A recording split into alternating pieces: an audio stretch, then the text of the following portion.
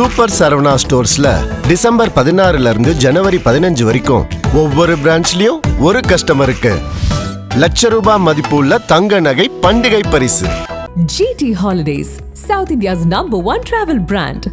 You know you are special when you're with GT Holidays.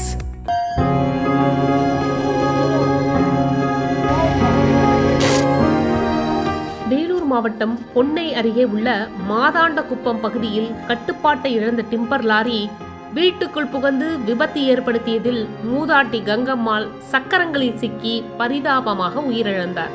இச்சம்பவம் அப்பகுதியில் பெரும் சோகத்தை ஏற்படுத்தியுள்ளது.